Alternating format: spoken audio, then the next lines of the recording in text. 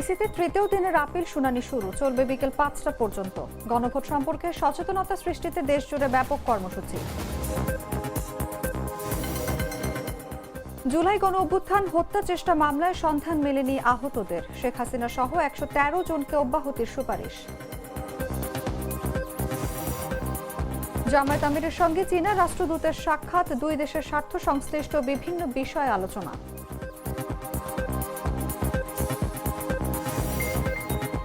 সরকারি দমন পীড়ন উপেক্ষা করেও তেহরানে চলছে বিক্ষোভ, যুক্তরাষ্ট্র হামলা চালালে পাল্টা জবাব দেওয়ার হুঁশিয়ারি ইরানের। এবং বাংলাদেশকে ভারতেই খেলতে বলবে আইসিসি, দাবি ভারতীয় গণমাধ্যমের, বদলাতে পারে ভেন্যু।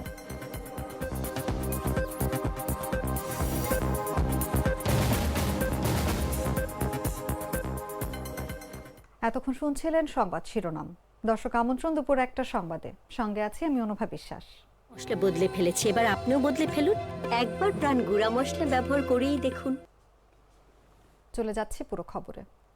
তৃতীয় দিনের মতো নির্বাচন কমিশনে শুরু হয়েছে ত্রয়োদশ জাতীয় সংসদ নির্বাচনে মনোনয়নপত্র বাছাইয়ে রিটার্নিং কর্মকর্তাদের সিদ্ধান্তের বিরুদ্ধে করা আপিলের শুনানি।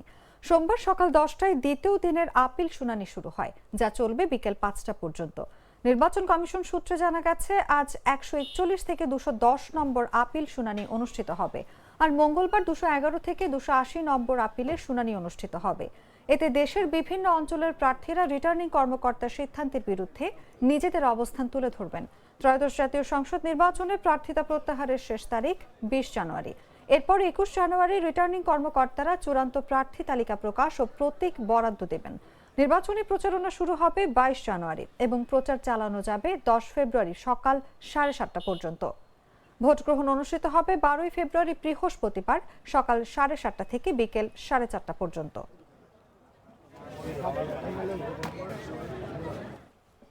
গণভোট সম্পর্কে সচেতনতা সৃষ্টিতে সরকারের পক্ষ থেকে দেশজুড়ে ব্যাপক কর্মসূচির বাস্তবায়ন চলছে। তৃণমূলে গণভোটের বিষয়ে অস্পষ্টতা দূর করার জন্য মাঠ পর্যায়ের সরকারি কর্মকর্তা, ধর্মীয় নেতৃবৃন্দ এবং বেসরকারি বিভিন্ন সংগঠনের নেতৃস্থানীয় প্রতিনিধিদের প্রশিক্ষিত করা হচ্ছে। এর অংশ হিসেবে রোববার বরিশালে পৃথকভাবে অনুষ্ঠিত হয় বিভাগীয় কর্মকর্তা সম্মেলন ও ইমাম সম্মেলন। এতে গণভোট বিষয়ে প্রশিক্ষণমূলক বক্তব্য উপস্থাপন করেন প্রধান উপদেষ্টার বিশেষ সহকারী অধ্যাপক আলী রিয়াজ এবং অপর বিশেষ সহকারী মনির হায়দার।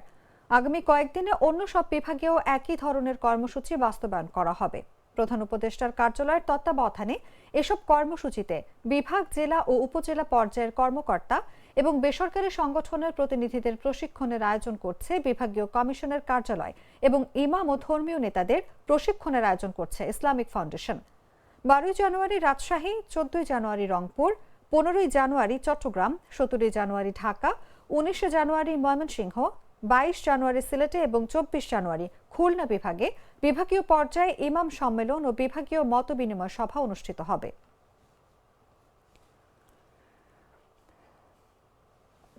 জুলাই গণ অভ্যুত্থান চলাকালে ধানমন্ডি থানার শাহেদ আলী সহ 10 জনকে হত্যা চেষ্টার মামলায় আহতদের খুঁজে না পাওয়ায় সাবেক প্রধানমন্ত্রী শেখ হাসিনা সহ 113 জনকে অব্যাহতির সুপারিশ করা হয়েছে। ঢাকা মেট্রোপলিটন ম্যাজিস্ট্রেট আদালত সূত্রে জানা গেছে, এই সুপারিশ করেছে পুলিশ ব্যুরো অব ইনভেস্টিগেশন। আদালত সূত্র জানায়, গেল 5 নভেম্বর মামলার তদন্ত কর্মকর্তা পিবিআই পরিদর্শক শাহজাহান ভুঁইয়া তথ্যগত ভুল থাকার কথা উল্লেখ করে আদালতে চূড়ান্ত প্রতিবেদন দাখিল করেন। এই মামলার পরবর্তী শুনানির জন্য আগামী 3 ফেব্রুয়ারি দিন নির্ধারণ করা হয়েছে। মামলার নথি অনুযায়ী 2024 সালের 3 সেপ্টেম্বর ধানমন্ডি থানায় মামলাটি দায়ের করা হয়। এজাহারে উল্লেখ করা হয়, জুলাই গণ অভ্যুত্থানের সময় 4 আগস্ট সীমান্ত স্কয়ার থেকে কাজ শেষে বাসায় ফেরার পথে ধানমন্ডির 27 নম্বর এলাকায় মিনা বাজারের সামনে শাহেদ আলী আহত হন। একই ঘটনায় ঢাকা কলেজ ও সিটি কলেজের কয়েকজন শিক্ষার্থী সহ মোট 9 জন আহত হওয়ার দাবি করা হয়। এই ঘটনায় শাহেদের কথিত ভাই শরীফ ক্ষমতাচ্যুত প্রধানমন্ত্রী শেখ হাসিনা সহ 113 জনকে আসামি করে মামলা করেন। প্রথমে থানা পুলিশ মামলাটি তদন্ত করে 4 জনকে গ্রেফতার করে, পরে মামলার তদন্ত ভার পায় পিবিআই। তদন্তকালে আহতদের খুঁজে পাননি তদন্ত সংস্থাটির তদন্ত কর্মকর্তা শাহজাহান ভুঁইয়া।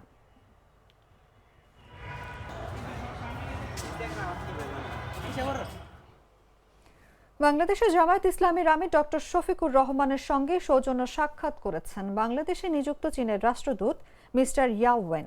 সোমবার সকাল ৯টায় জামায়াত আমিরের রাজধানীর বসুন্ধরাস্থ কার্যালয়ে এই সাক্ষাৎ অনুষ্ঠিত হয়। বৈঠকে চীনের রাষ্ট্রদূত ও জামায়াত আমির দুই দেশের স্বার্থ সংশ্লিষ্ট বিভিন্ন বিষয়ে আলোচনা করেন। চীন ও বাংলাদেশের ঐতিহাসিক বন্ধুত্ব, দুই দেশের জনগণের কল্যাণ, উন্নয়ন সহযোগিতা, পারস্পরিক বাণিজ্য এবং সংস্কৃতি বিনিময়ের ক্ষেত্রে অত্যন্ত গুরুত্বপূর্ণ ভূমিকা রেখে চলেছে। ভবিষ্যতেও এই সম্পর্ক আরও সুদৃঢ় হবে বলে তারা আশাবাদ ব্যক্ত করেন। সাক্ষাৎকালে জামায়াতের আমিরের সঙ্গে উপস্থিত ছিলেন সংগঠনের সহকারী সেক্রেটারি জেনারেল এবং কেন্দ্রীয় প্রচার ও মিডিয়া বিভাগের প্রধান অ্যাডভোকেট এহসানুল মাহবুব জুবায়ের, বিশিষ্ট শিক্ষাবিদ ডক্টর জুবায়ের আহমেদ, উন্নয়ন টিম লিড দেওয়ান আলমগীর এবং জামায়াত আমিরের পররাষ্ট্র বিষয়ক উপদেষ্টা প্রফেসর ডক্টর মাহমুদুল হাসান।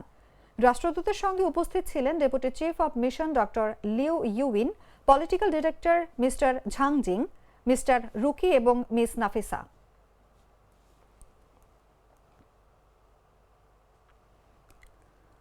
দুধার চকলেটে একাকার হয়ে ওঠা প্রাণ লেয়ার। প্রাণ লেয়ার, সম্পর্কের মিষ্টি ম্যাজিক। বাংলাদেশের নবনিযুক্ত মার্কিন রাষ্ট্রদূত ব্রেন্ট ক্রিস্টেনসেন সন্ধ্যায় ঢাকায় আসছেন। সোমবার কূটনৈতিক সূত্রে জানা গেছে, বিমানবন্দরে নতুন রাষ্ট্রদূতকে স্বাগত জানাবেন মার্কিন দূতাবাস ও পররাষ্ট্র মন্ত্রণালয়ের কর্মকর্তারা।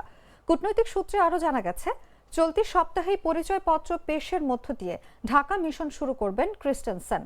আগামী 2 দিন পররাষ্ট্র সচিব আসাদ আলম সিয়াম ও রাষ্ট্রাচার অনুবিভাগের প্রধান নুরুল ইসলামের সঙ্গে বৈঠক করে পরিচয়পত্র পেশের প্রস্তুতি নেবেন তিনি। এরপর বৃহস্পতিবার রাষ্ট্রপতি মোহাম্মদ শাহাবুদ্দিনের কাছে পরিচয়পত্র পেশ করবেন। 9 জানুয়ারি মার্কিন পররাষ্ট্র দপ্তরের শপথ নেন নবনিযুক্ত মার্কিন রাষ্ট্রদূত ক্রিস্টেনসেন। দেশটির ব্যবস্থাপনা ও সম্পদ বিষয়ক উপপররাষ্ট্রমন্ত্রী মাইকেল জে রিগাস তাকে শপথ বাক্য পাঠ করান। এরপর ক্রিস্টেনসেনকে স্বাগত জানায় ঢাকায় মার্কিন দূতাবাস।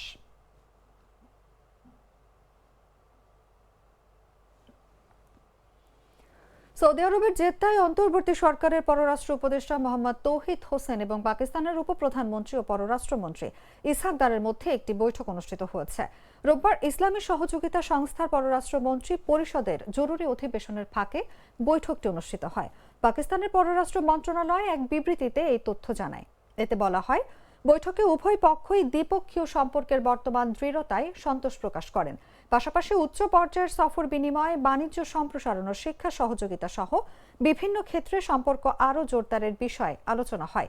এছাড়া বৈঠকে আঞ্চলিক ও বৈশ্বিক বিভিন্ন গুরুত্বপূর্ণ বিষয় নিয়েও মত বিনিময় করেন তারা।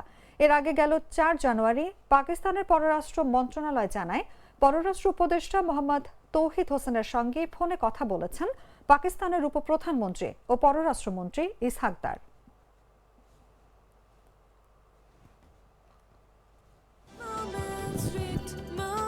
Treat chocolate, treat moment, sweet moment.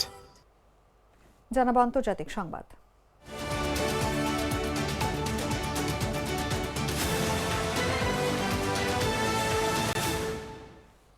ইরানে যদি যুক্তরাষ্ট্র হামলা চালায় তবে পাল্টা জবাব দেওয়া হবে বলে সতর্ক করেছে ইরান।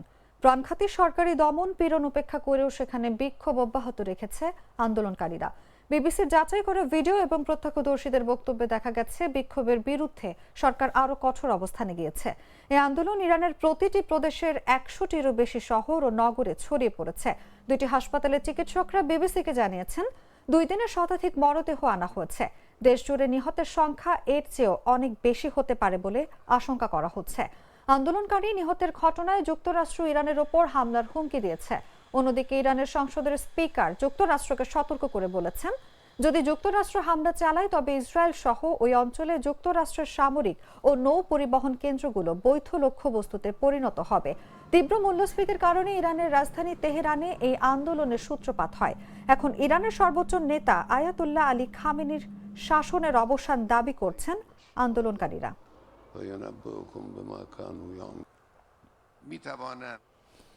মধ্যপ্রাচ্যের দখলদার ইসরায়েল নিয়ে মন্তব্যের জেরে বাহরাইনের বিশিষ্ট বিরোধী রাজনৈতিক নেতা ও বামপন্থী কর্মী ইব্রাহিম শরীফকে সাজার আদেশ দিয়েছেন দেশটির নিম্ন আদালত। ইসরায়েলের সঙ্গে বাহরাইন সরকারের সম্পর্ক নিয়ে সমালোচনামূলক মন্তব্যের অভিযোগে তাকে 6 মাসের কারাদণ্ড দেওয়া হয়েছে। কারাদণ্ডের পাশাপাশি তাকে 200 বাহরাইনি দিনার জরিমানা করা হয়েছে। আন্তর্জাতিক গণমাধ্যমের তথ্য মতে গত নভেম্বর থেকে ইব্রাহিম শরীফকে আটক রাখা হয়েছে। তার বিরুদ্ধে সামাজিক যোগাযোগ মাধ্যমে ভুয়া খবর ছড়ানো এবং ভ্রাতৃপ্রতিম আরব দেশ ও তাদের নেতাদের বিরুদ্ধে অবমাননাকর মন্তব্য করার অভিযোগ আনা হয়েছে। বৈরুতে লু আলুয়া টিভিকে দেয়া এক সাক্ষাৎকারে ফিলিস্তিন ইস্যুতে আরব দেশগুলোর অবস্থান এবং ইসরায়েলের সঙ্গে সম্পর্ক জোরদারের নীতির কঠোর সমালোচনা করেছিলেন এই বিরোধী নেতা।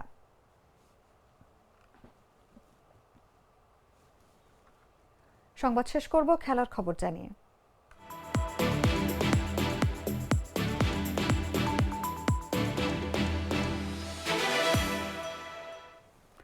বাংলাদেশ ক্রিকেট বোর্ড বিশ্বকাপের ম্যাচগুলো ভারত থেকে সরিয়ে নেয়ার আবেদন করলেও তা কার্যকর হওয়ার সম্ভাবনা খুবই ক্ষীণ।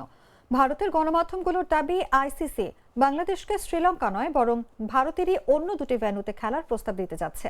ভারতে বাংলাদেশের নাগরিকদের নিরাপত্তা নিয়ে শঙ্কা প্রকাশ করে আসন্ন টি-20 বিশ্বকাপের ম্যাচগুলো শ্রীলঙ্কায় স্থানান্তরের জন্য আইসিসিকে দুবার চিঠি দিয়েছিল বিসিবি। তবে বিশ্ব ক্রিকেটের সর্বোচ্চ নিয়ন্ত্রক সংস্থাটি মনে করছে, টুর্নামেন্ট শুরুর একদম শেষ মুহূর্তে এক দেশ থেকে অন্য দেশে ভেন্যু স্থানান্তর করা লজিস্টিক কারণে সহজ নয়। বিকল্প হিসেবে বাংলাদেশের ম্যাচগুলো চেন্নাই ও তিরুবনন্তপুরমে আয়োজনের কথা ভাবছে আইসিসি। ভারতের ক্রিকেট ভিত্তিক পোর্টাল ক্রিকবাজ জানিয়েছে, বিসিবি শ্রীলঙ্কায় খেলার ব্যাপারে অনড় থাকলেও আইসিসি ভারতের ভেতরেই বিকল্প ভেন্যু খুঁজছে। ক্রিকবাজের খবরে বলা হয়, ফেব্রুয়ারির প্রথম সপ্তাহে শুরু হতে যাওয়া বিশ্বকাপের আগে লজিস্টিক চ্যালেঞ্জের কারণে বাংলাদেশের অনুরোধ মানার সম্ভাবনা খুবই ক্ষীণ মনে হচ্ছে। সোমবার বাংলাদেশকে এই বিষয়ে সিদ্ধান্ত জানাতে পারে আইসিসি।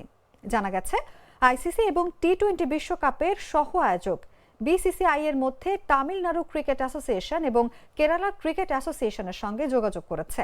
একই ধরনের তথ্য দিয়েছে এনডিটিভিও।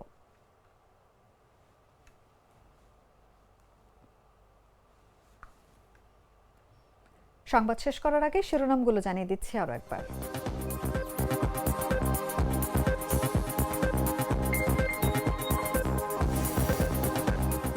ইসিতে তৃতীয় দিনের আপিল শুনানি শুরু, চলবে বিকেল 5টা পর্যন্ত। গণভোট সম্পর্কে সচেতনতা সৃষ্টিতে দেশ জুড়ে ব্যাপক কর্মসূচি।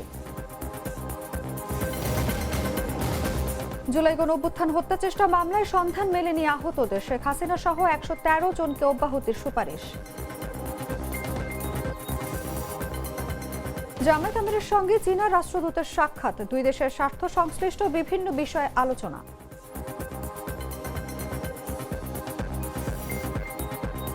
সরকারি দমনপীড়ন উপেক্ষা করেও তেহরানে চলছে বিক্ষোভ, যুক্তরাষ্ট্র হামলা চালালে পাল্টা জবাব দেওয়ার হুঁশিয়ারি ইরানের। এবং বাংলাদেশকে ভারতেই খেলতে বলবে আইসিসি, দাবি ভারতীয় গণমাধ্যমের, বদলাতে পারে ভেন্যু।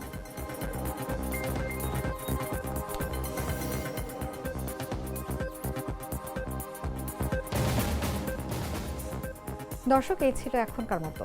এরপর দেখবেন দুপুর 3টার সংবাদ। প্রতি মুহূর্তে সর্বশেষ খবর জানতে ভিজিট করুন jagonews24.com।